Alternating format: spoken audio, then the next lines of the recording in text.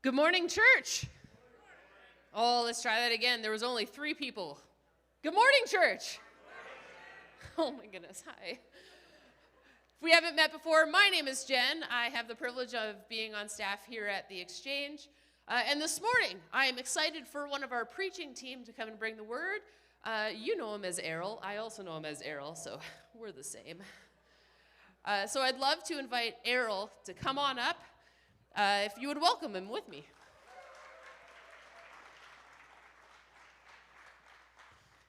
And I'm going to start by reading the first scripture today. If you have your Bibles with you, it's Matthew chapter 17, starting at verse 2, and it says this. And he was transfigured before them. His face shone like the sun, and his clothes became as white as the light. And behold, Moses and Elijah appeared to them, talking with him. Then Peter answered and said to Jesus, Lord, is it good for us to be here? If you wish, let us make here 3 tabernacles, one for you, one for Moses, and one for Elijah. While he was speaking, behold, a bright cloud overshadowed them. And suddenly a voice came out of the cloud saying, This is my beloved Son, in whom I am well pleased. Hear him. And when the disciples heard it, they fell on their faces and were greatly afraid. But Jesus came and touched them and said, Arise, and do not be afraid. When they had lifted up their eyes, they saw no one but Jesus only. This is the word of the Lord. Good morning. Grace and peace to you from the Lord Jesus Christ and from God the Father. Today I would title my sermon, Jesus the Lord. And as we think about Jesus the Lord, I want you to have one scripture in the forefront of your mind as we go through what we're going to hear today. The reason why Jen is here is she insisted to be part of the service.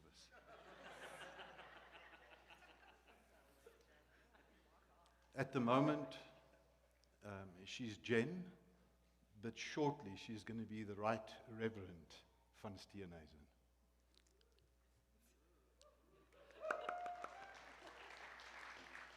So the scripture that I want you to keep in the forefront of your thinking is that if you confess with your mouth the Lord Jesus and believe in your heart that God raised him from the dead, you will be saved. I would like to talk firstly, as we go through, on 7 truths that we find in the book of Hebrews, specifically truth that pertains to the glory of who Jesus is. At the time of Jesus' walking in the earth, the knowledge of God was seated within the Israeli grouping of people. They had the law, they had the prophets, and the understanding of who God was. And it's very interesting and specifically important to note that they had one God as a singular.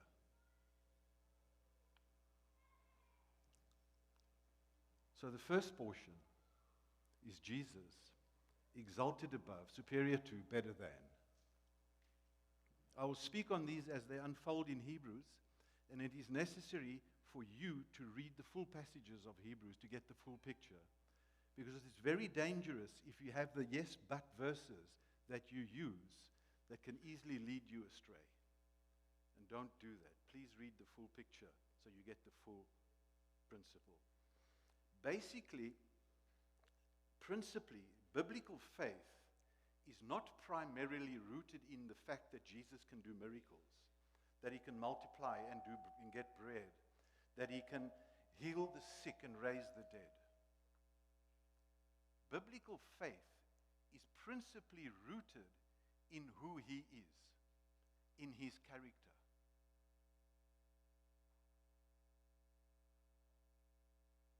It is in the revelation of who Jesus is that everything changes. Now, this sentence can come and go, and it seems insignificant. But when and if you receive the revelation of who Jesus is, that changes everything. You will find the weight of that sentence to be immeasurable.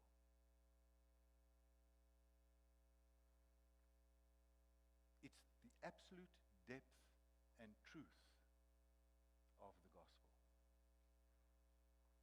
Paul, on his way to Damascus, met Jesus.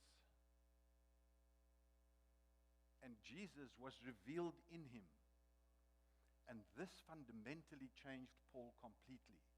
His theology changed, his worldview changed, and he changed completely. And this will happen to you as you receive the revelation of who Jesus is. The revelation of Jesus is not just seeing him, but it is something that happens deep within your spirit man, within your heart. And when it happens to you, you will fundamentally change. And it is necessary that we have the revelation of who he is.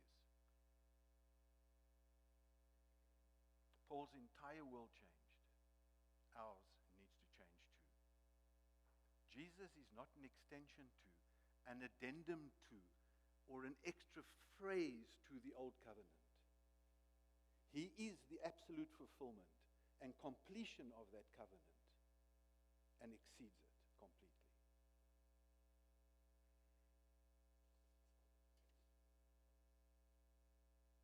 And it's for this reason that we need not to go back to the old covenant ways, but to see the new covenant in Christ so that we can be changed. The preachers and pastors from pulpits, from platforms, YouTube, podcasts, wherever, are not your representatives. Jesus, singularly, is your representative. Don't think that anybody preaching is a representative of yours. Jesus is not an extension to the Old Testament. He is the fulfillment and exact call of that old covenant. And it's for this reason, the exalted position of Jesus, that the writers of the New Testament point us to Jesus and not back to the old covenant. So let us look at some of the exalted above, more excellent, better than statements of the book of Hebrews as they occur. Jesus, exalted above, superior to, better than. This is the very first thing that we see, is that Jesus is better than the prophets, exalted above, more important than the prophets. We see this in Hebrews 1, verses 1 and 2.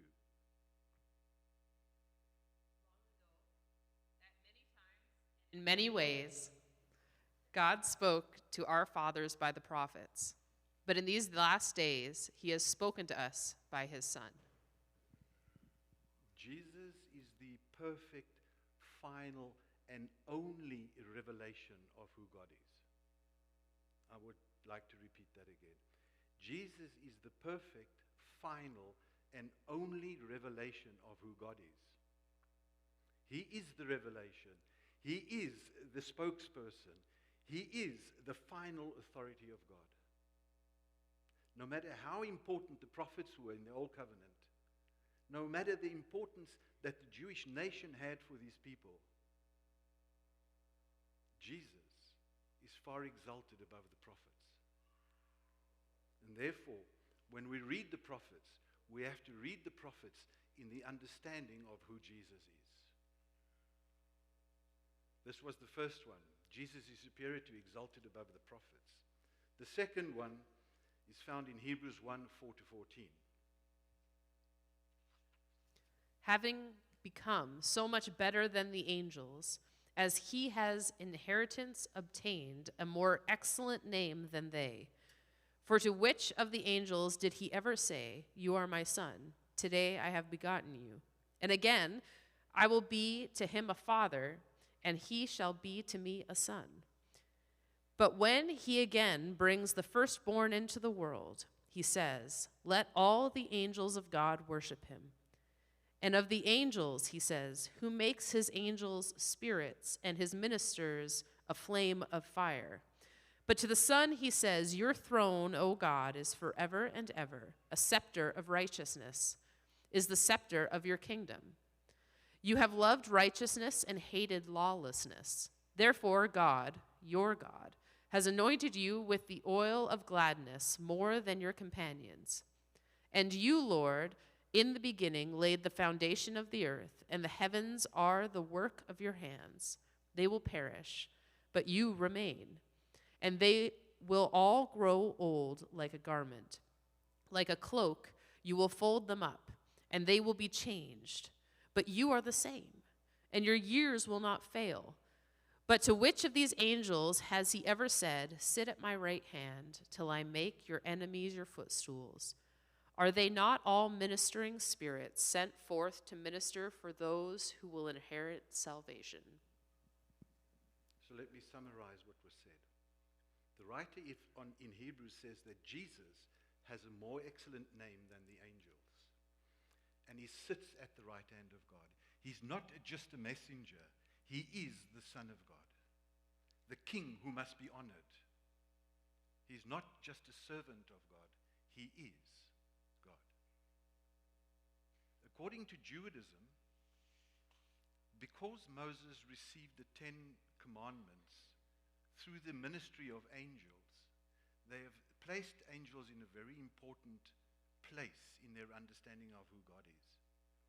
And it's for this reason that this was important to the hearers of this letter, that Jesus far surpasses the angels. He highlights the prophets, who play an absolutely important role. He speaks about the angels, the messengers, or the mediators of the 10 covenants, the 10 commandments given to Moses. And now he says that Jesus is has a more excellent name than the angels, a very important place for the writers to come to. Further, we see Jesus is better than Moses. Moses being the mediator between God and the people, the Israelites. The writer says that Jesus is more important than Moses. Let's read that in Hebrews 3, verses 1 to 6. Therefore, holy brethren, partakers of the heavenly calling, consider the apostle and high priest of our confession, Christ Jesus, who was faithful to him who appointed him, as Moses also was faithful in all his house. For this one has been counted worthy of more glory than Moses, inasmuch as he who built the house has more honor than the house. For every house is built by someone, but he who built all things is God.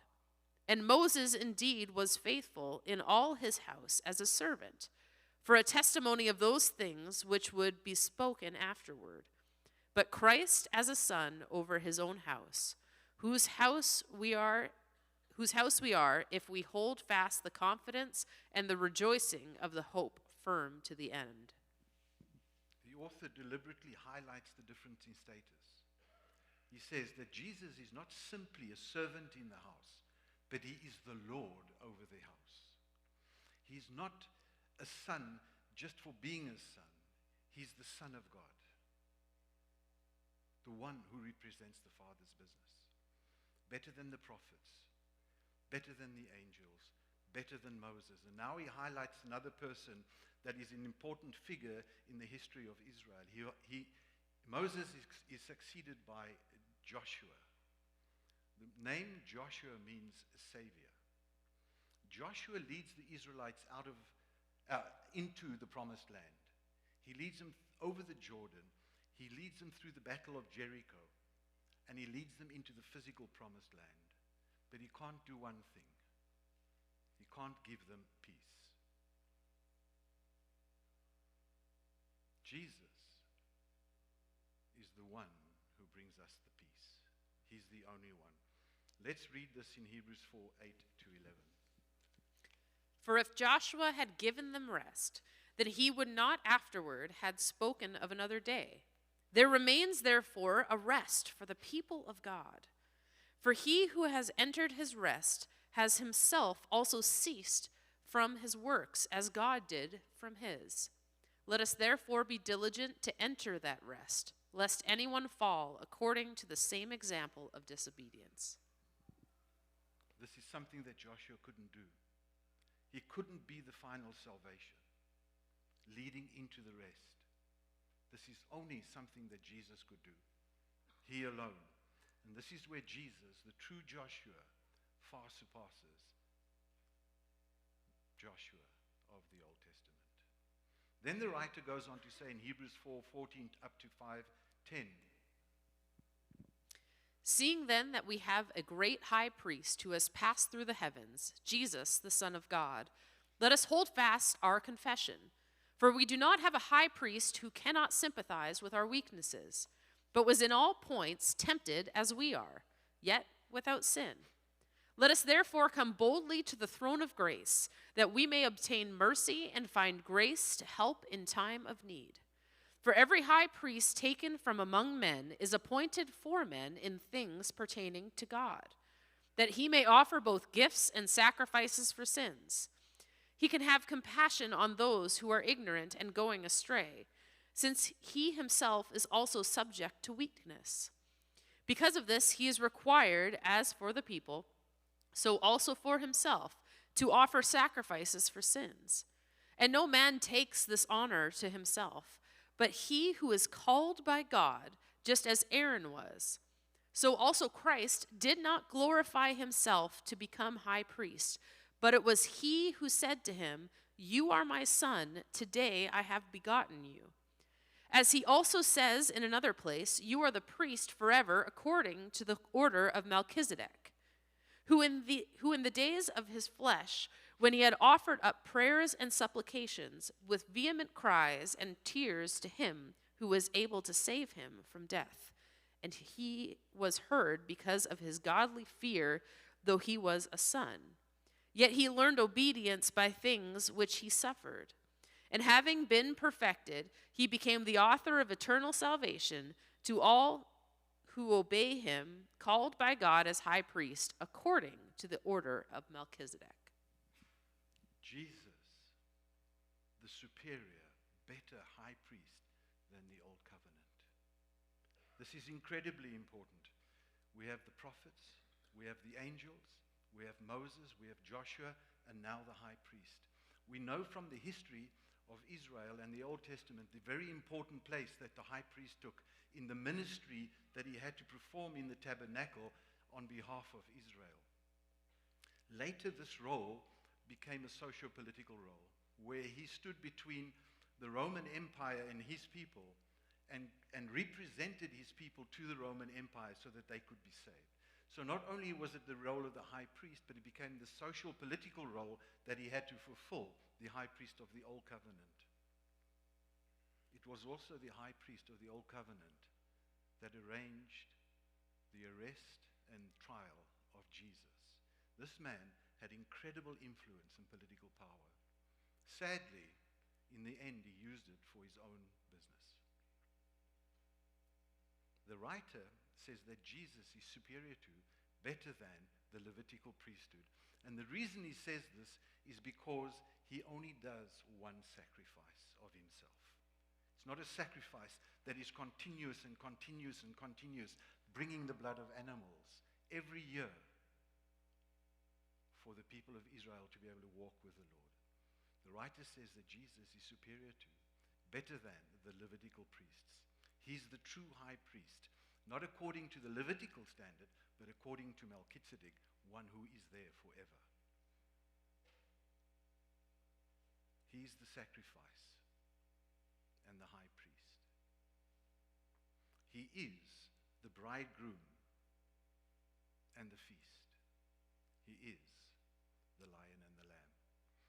In the sixth place, Jesus is superior to, better than, the old covenant. Because the writer argues that if the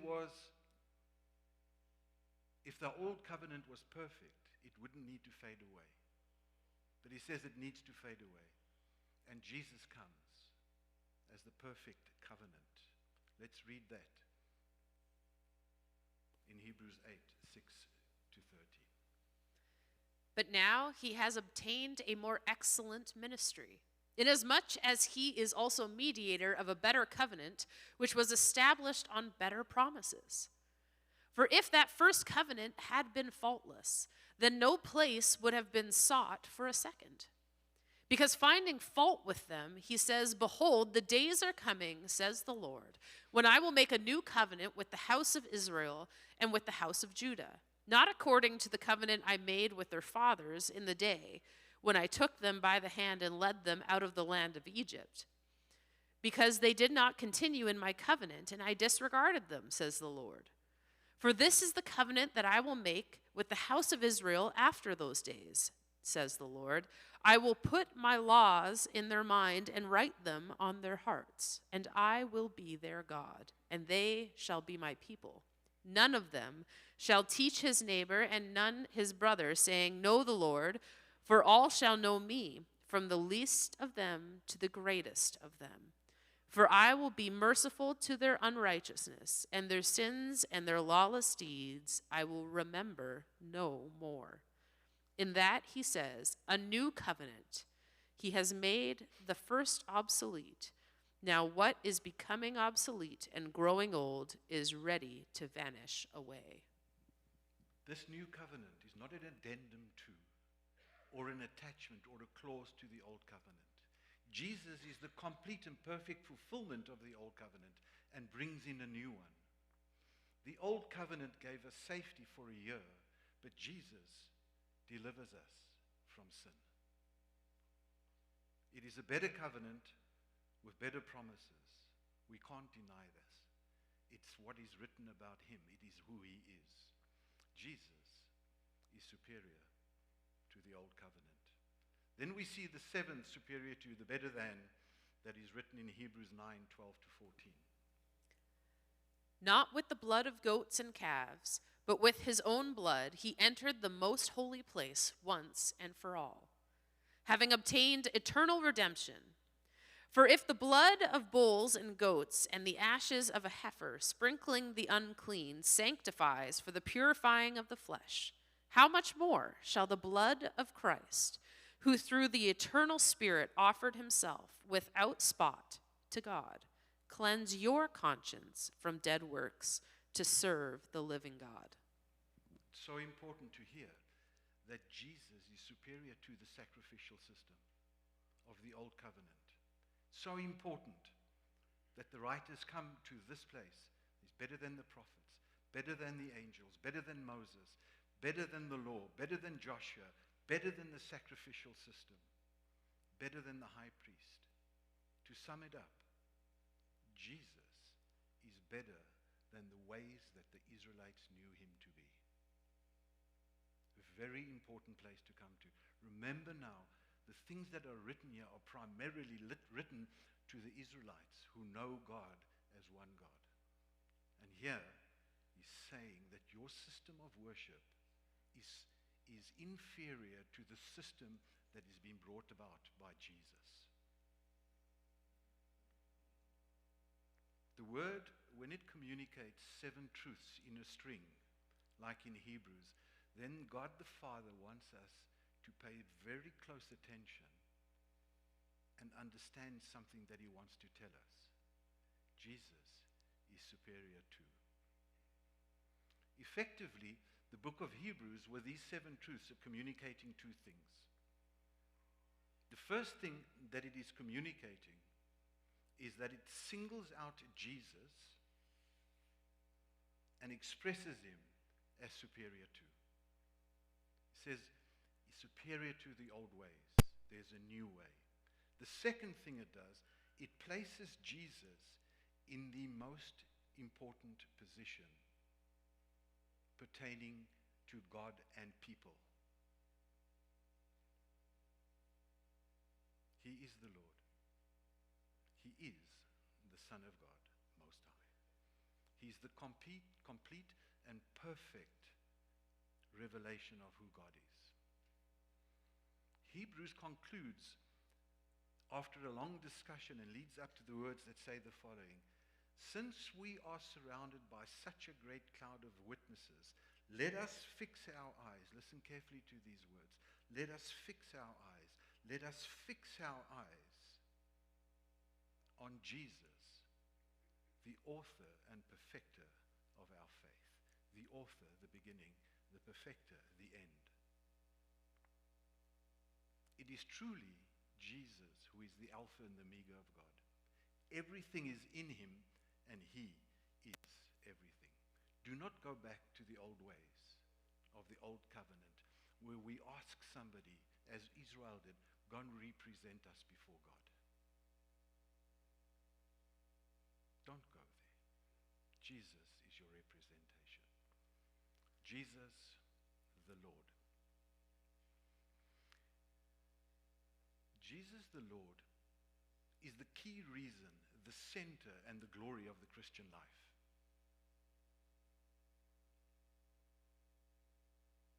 He's the beginning and the end.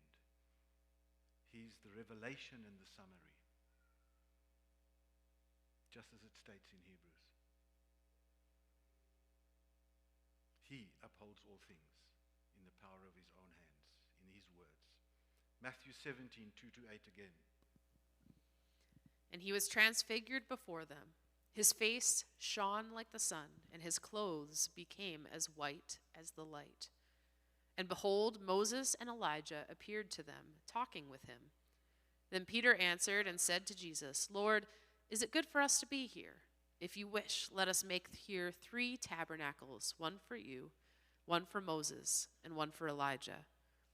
And while he was speaking, behold, a bright cloud overshadowed them. And suddenly a voice came out of the cloud saying, This is my beloved Son, in whom I am well pleased. Hear him. And when the disciples heard it, they fell on their faces and were greatly afraid. But Jesus came and touched them and said, Arise, and do not be afraid. And when they had lifted up their eyes, they saw no one but Jesus only. This scripture requires some unpacking. There is an immense amount of truth in these couple of verses. And I hope I can contain my exuberance by sticking to the couple of things that I'd like you to know. So let's unpack these. Verse 2 says, He was transfigured before them. His face shone like the sun, and his clothes became as white as light. This is an incredible thing that's happening here. Jesus, in an instant, appears in glory before the 3 disciples. If I were there, you'd find me at the bottom of the mountain. This is an incredible happening. Think about this. His face shone as bright as the sun. His clothes become, in an instant, completely white. A massive shift in the disciples' understanding here has to happen. They know Jesus as a man, fully man. And in an instant, he stands before them in glory. This is a remarkable thing. This is a completely new dimension that the disciples were seeing Jesus in. Jesus in glory. There is something very arresting about the glory of God. Verse 3, and behold, Moses and Elijah appeared to them, talking with him. Well, this is the second thing that would find me at the bottom of the mountain. People that have been dead for centuries, standing, talking with Jesus. Moses and Elijah. I don't know how the disciples recognized them, but they did. But only Jesus is in glory.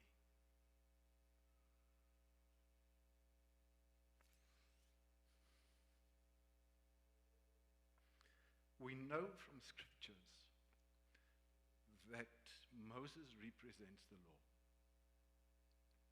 And we know that Elijah represents the prophets. These disciples that are standing there know the absolute importance of being obedient to the law and the prophets. But they are not in glory. Only Jesus. Can you imagine what is going through their minds at this point? Who is this man? Jesus, Moses, and Elijah. This is the full revelation of God. The revelation of God always comes in this order and always together. The law, holy. The prophets, judgment. Jesus, grace. The full revelation of God is this, that he is holy, that he is judge, and he is gracious.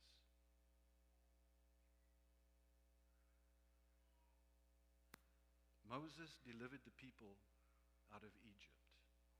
Jesus delivers us from sin. He is the complete revelation of the Father. Luke says that Moses and Elijah were speaking to Jesus about his decease that he was to accomplish in Jerusalem. That was the conversation. So there was no other conversation. Then Peter answered and said to Jesus, Lord, it is good for us to be here. If you wish, let us make 3 tabernacles, one for you, one for Moses, and one for Elijah.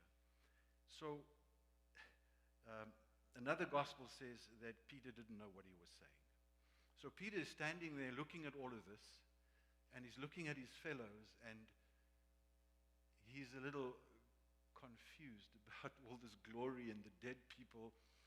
And then Peter, in his own way, and in the likeness of his whole life before, goes and says, my way is the best. Lord, did Jesus ask him a question? But it says he answered. So he decides to take matters into his own hand. He says, it is good for us to build a tabernacle for you, Moses, and Elijah. So if we can do that, we can have you here always. What happens in a tabernacle? Worship. You see, man's ways are not God's ways.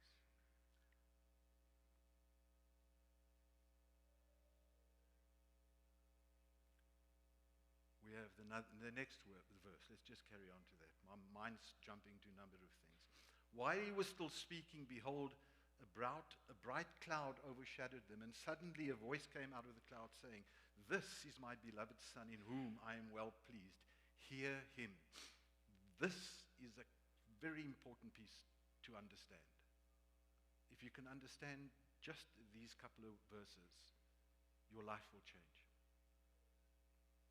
While this important apostle, while he was still speaking, this important apostle who caused many people to come and believe in the Lord Jesus Christ, out of whose hand many miracles were performed within the earth.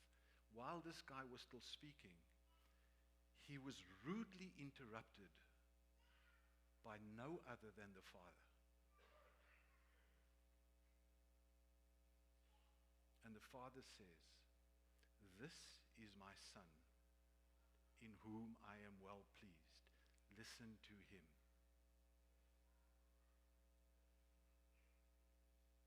What an incredibly important thing to hear.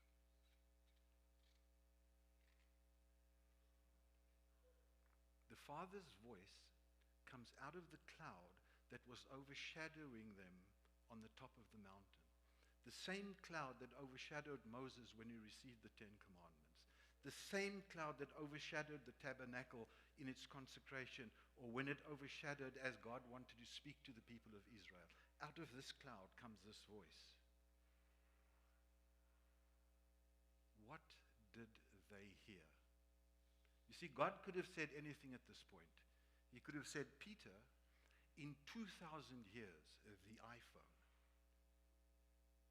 He could have said, John, this is why I gave Canada the grizzly bear.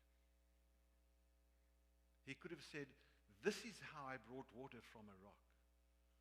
He could have said, "You amazing guys, thanks for being here with my son."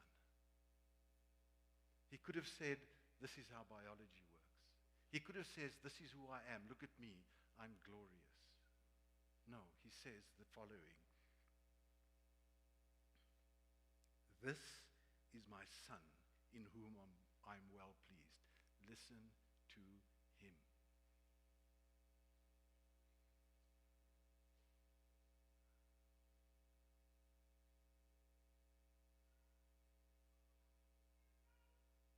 Moses and Elijah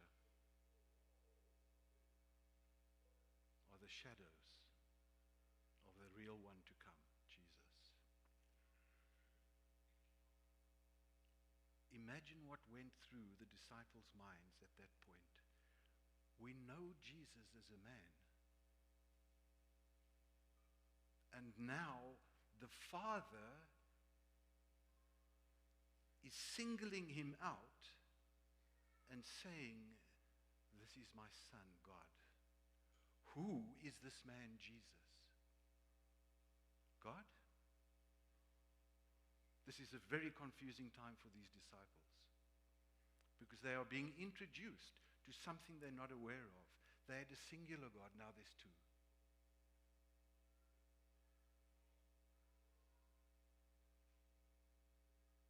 He singles him out. He says, "This is my son." Then he says, "In whom I am well pleased." The focus, the attention, and the pleasure of the Father is the Son. It's not you and I. The attention of the Father, the glory of the Father is in the Son. "This is my Son, whom I love. In him I am well pleased." He didn't say to these guys, "I'm well pleased with you." The attention of the Father is on the Son. And then he says an incredible thing that you've heard specifically in two different ways. He says, "Hear him." And what you have heard this "hear him" to mean is your father and your mother, your teacher or your superior saying, "Listen carefully." And that word "listen" carries consequence. It carries with it not only consequence, but an outworking. It has repercussion. And it's the same as the second word that says obey. This word "listen" is to hear and obey with consequence. If you obey, there's a consequence. If you do not obey, there's a consequence. And right here, the Father vests into his Son everything pertaining to God.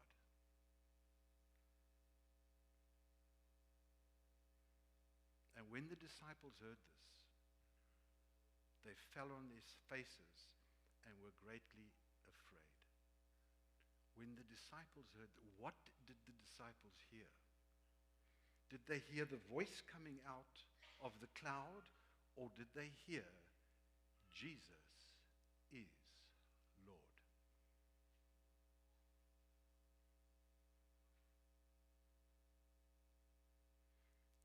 When Israel was called up the mountain by the Father so that they could have fellowship with him, they were afraid and appointed Moses and said, "Moses, you go up."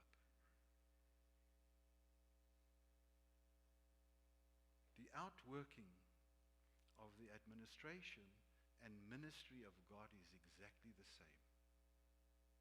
You will fall on your face in fear and be forever changed. The ministry of the Lord does something in the spirit of man that is irreversible. It brings you into a new dimension of who the Lord Jesus Christ is, always, because it's the focus of the Father. Please be Christ-like is the call of the Word of God. The focus is Jesus the Lord. John had a similar experience in Patmos. It's important to see the outworking of the administration and ministry of the Lord on your heart. But Jesus came and touched them and said, "Arise and do not be afraid."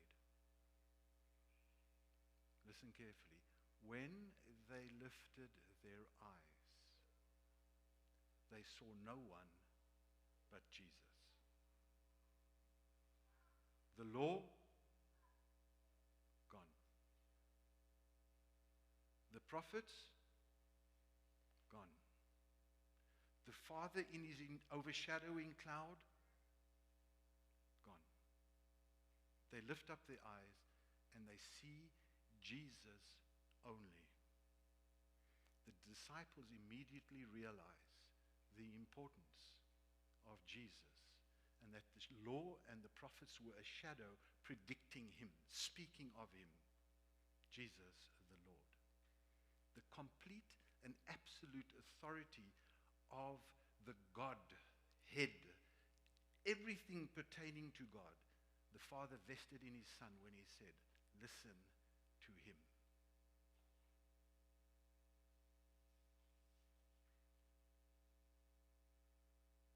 When they looked up, they saw the beginning and the end and everything in between, singularly in him. Outside of the lordship of Jesus Christ, there is no access at all to the benefits of God. I'll say that again. Outside of the lordship of the Lord Jesus Christ, there is no access to the benefits of God. Because everything was vested in Jesus.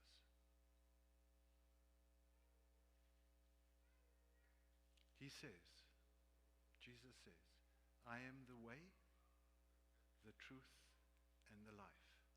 I am the singular only way to the Father." The absolute and vital importance of the position of the Lord Jesus Christ as revealed by the Father. "This is my Son in whom I am well pleased." Now, generally, after speaking to hundreds of people and helping them walk with the Lord, I've come to the conclusion that we as mankind, as people, love Jesus as the Savior. And we tend to know him as the Savior. And I've pondered why. And I've come to this conclusion. And I say it in love, and I say it knowing that none of you sit here have this understanding of Jesus. Not at the Exchange Church, only the people online. And I really say it very, very carefully, and I ask you to please investigate your own heart.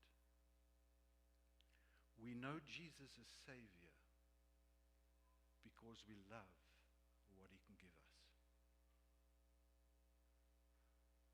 But we struggle with knowing him as Lord.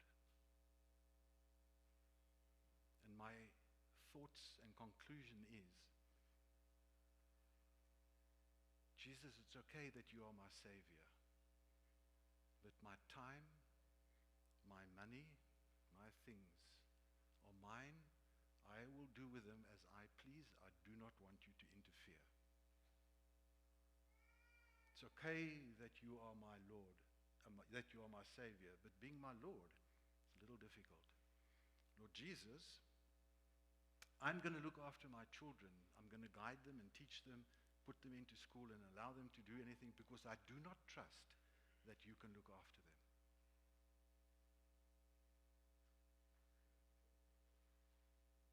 It is difficult transforming your thoughts from Jesus as Savior to Jesus as Lord, because outside of the Lordship of Jesus, there are no benefits to him.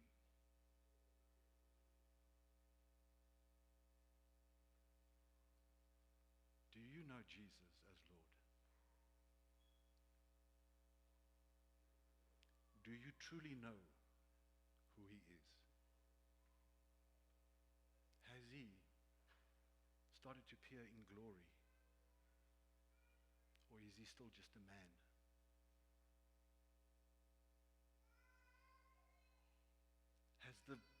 Has the truth from the Father's mouth entered your heart? This is Jesus, my son. Hear him. Let's hear what Philippians says about the Lord. And being found in appearance as a man, he humbled himself and became obedient to the point of death, even the death of the cross. Therefore God also has highly exalted him and given him the name which is above every name, that at the name of Jesus every knee should bow, of those in heaven and of those on earth and of those under the earth, and every tongue should confess that Jesus Christ is Lord, to the glory of God the Father. Therefore, my beloved, as you have always obeyed, not as in my presence only, but now much more in my absence, work out your own salvation with fear and trembling. For it is God who works in you both to will and to do for his good pleasure. Do all things without complaining and disputing, that you may become blameless and harmless, children of God, without fault in the midst of a crooked and perverse generation, among whom you shine as lights in the world, holding fast to the word of life. If you are here today and haven't confessed Jesus as Lord, and if you haven't decided that deep within you that you can believe that God raised him from the dead, please go back to these scriptures, read them so that you can find who Jesus is. And if you want an opportunity to confess Jesus as Lord, the prayer team's going to be around here. Jen will probably be here to the left. I'll be here somewhere. You're welcome to come to us and confess Jesus as your Lord. And if you just feel that you want to do it again, grab hold of a wife, a friend, a person next to you. Confess Jesus the Lord. This is vital, critical in our walk with him. Bowing ourselves to his lordship, setting aside your plans, purposes, lusts and desires, so that he can be all in all. Let us pray. Lord Jesus, your people, speak to their hearts, please, Lord. Soften their hearts. Help us in our faithlessness to be more faithful.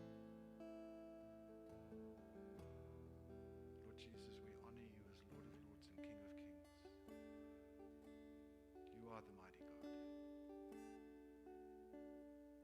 Work in us as we go through this week. Work in us deeply, Lord, your Lordship. Reveal yourself to us, please, Lord. Reveal yourself to us, the King of Kings and Lord of Lords. In Jesus' name.